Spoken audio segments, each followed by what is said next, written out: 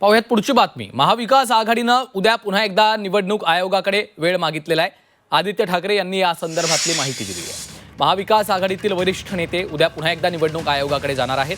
मात्र अद्याप निवडणूक आयोगाकडनं वेळ दिली नाही असं देखील आदित्य ठाकरे यांनी सांगितलंय। महाविकास आघाडीच्या वतीनं पुन्हा एकदा निवडणूक आयोगाकडे वेळ मागण्यात आली आहे। मात्र अद्याप निवडणूक आयोगाने वेळ दिली नसल्याचं आदित्य ठाकरेंनी स्पष्ट केलंय। कपिल राऊत आमचे प्रतिनिधी सध्या फोनलाईनवरनं आपल्यासोबत जोडले गेलेले आहेत। कपिल, आपण पाहतोय आता संपूर्ण राज्यामध्ये स्थानिक स्वराज्य संस्था निवडणुकीची लगबग सुरू झाली आहे, रणधुमाळी सुरू झाली आहे। त्यात पुन्हा एकदा आता विरोधकांनी महाविकास आघाडीनं निवडणूक आयोगाकडे वेळ मागितलेली आहे।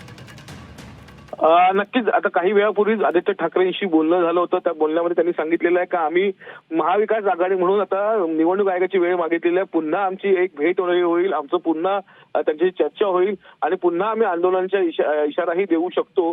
कारण की आमचा तो मुद्दा फिक्स आहे। कारण मतदार यादीमध्ये जो घोळ आहे त्या मतदार यादीवरती निवडणूक आयोग जोपर्यंत ठोस कदम उचलत नाही, पावलं उचलत नाही, तोपर्यंत आमचा हा लढा सुरू असणार आहे। आमचा सर्वात महत्त्वाचा मुद्दा निवडणुकीचा स्थानिक स्वराज्यासाठी तो हाच असणार आहे असं महाविकास आघाडीने ठरवलेलंच आहे जवळपास। आणि त्या अनुषंगाने महाविकास आघाडीच्या नेत्यांनी निवडणूक आयोगाकडे वेळ मागितलेली आहे। अजूनही वेळ मिळाली नाहीये, परंतु उद्या कदाचित महाविकास आघाडीतले नेते हे निवडणूक आयोगाच्या अधिकाऱ्यांशी भेटू शकतात आणि चर्चा करू शकतात।